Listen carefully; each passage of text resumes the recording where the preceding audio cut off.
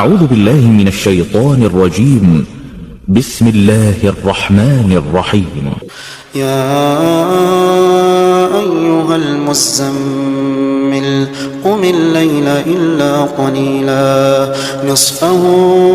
أو انقص منه قليلا أو زد عليه ورتل القرآن ترتيلا إنا سنلقي عليك قولا ثقيلا إن ناشئة الليل هي أشد وطئا وأقوم قيلا إن لك في النهار سبحا طويلا واذكر اسم ربك وتبتل إليه تبتيلا رب المشرق والمغرب لا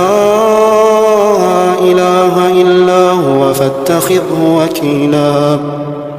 واصبر على ما يقولون واهجرهم هجرا جميلا وذرني والمكذبين أولي النعمة ومهلهم قليلا إن لدينا أنكالا وجحيما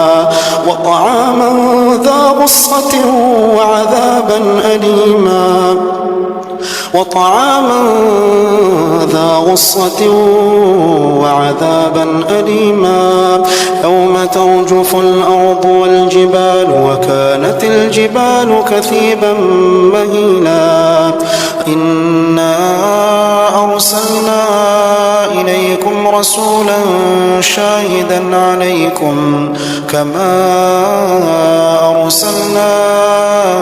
إلى فرعون رسولا فعصى فرعون الرسول فأخذناه أخذا وبيلا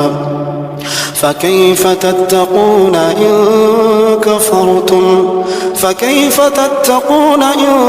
كفرتم يوما يجعل الولدان شيبا السماء منفطر به كان وعده مفعولا إن هذه تذكرة فمن شاء اتخذ إلى ربه سبيلا إن ربك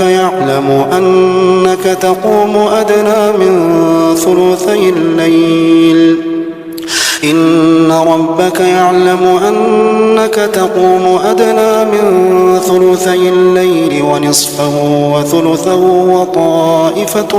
من الذين معك والله يقدر الليل والنهار علم أن لن تحصوه فتاب عليكم فاقرؤوا ما تيسر من القرآن علم أن سيكون منكم مرضى وآخرون يضربون في الأرض يبتغون من فضل الله وآخرون يقاتلون في سبيل الله فاقرؤوا ما تيسر منه وأقيموا الصلاة وآتوا الزكاة وأقرضوا الله قرضا حسنا وما تقدموا لأنفسكم من خير تجدوه عند الله هو خيرا وأعظم أجرا واستغفروا